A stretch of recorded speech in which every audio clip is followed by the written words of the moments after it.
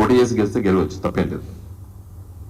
కాబట్టి ఇంత పెద్ద ప్రమాదం వచ్చేసింది, పొంచి ఉన్నాయి కూడా అంటే నేను ఏ శాసన మండలికి.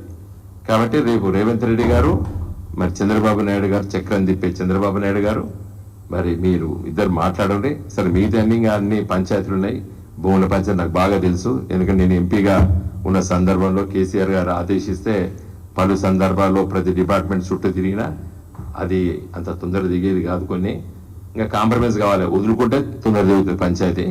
మరి అట్లా వదులుకోవద్దు. మనం తెలంగాణ రాష్ట్రంలో మన వనరులు, మన ఆస్తులు వాళ్ళు కన్నేసిండ్రు, మన హైదరాబాద్లో ఆస్తులపై కన్నేసారు. కాబట్టి దాన్ని తీవ్రంగా మేము వ్యతిరేకించినాము. కాబట్టి ఎట్టి పరిస్థితుల్లో కాంప్రమైజ్ కావద్దు, మనం కొట్లాడాలి. మన తెలంగాణ ఆస్తుల్ని ఎట్టి పరిస్థితుల్లో పొడగొట్టవద్దు.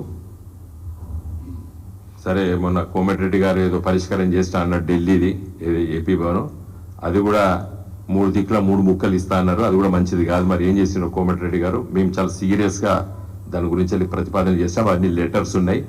సీఎం కేసీఆర్ గారు ఉన్నప్పుడు వారు చాలా లెటర్ రాసిండ్రు. వాటన్నిటితో ఒకసారి చదువుకోండి, చూడండి ఎంత పకడ్బందీగా, ఎంత గట్టిగా మరి అన్ని విషయాలు కూడా చెప్పినామో చాలా స్పష్టంగా ఉంటుంది. కాబట్టి రేపు సమావేశం పోయినప్పుడు ఇంకా గదే అధికారులు, మన రాజకీయ నాయకులు మారినాం కాబట్టి అధికారులతో వాళ్ళే ఉన్నారు.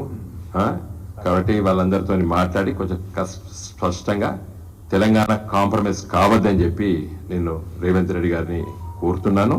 ఎట్ ది సేమ్ టైం ఈ section 26 of the AP state reorganisation act చాలా సింపుల్ టర్మ్స్ అమెండ్మెంట్ చేయించండి.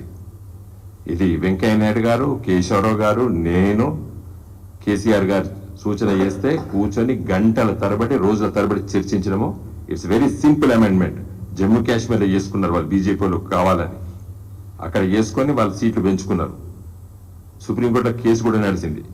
అప్పుడు ఇది కూడా చెప్తే మరి మీరు రాష్ట్ర ప్రభుత్వం దాంట్లో లేదు కదా అని చెప్పేసి అప్పుడు వాళ్ళు వినలేదు. ఏదేమైనప్పుడు కూడా మంచి అవకాశం ఉంది ఇప్పుడు. కాబట్టి దయచేసి నా రిక్వెస్ట్ ఏంటంటే 2 రాష్ట్రాల ముఖ్యమంత్రులు మనము ఈ లెజిస్లేటివ్ కౌన్సిల్ని కాపాడుకోవాలి.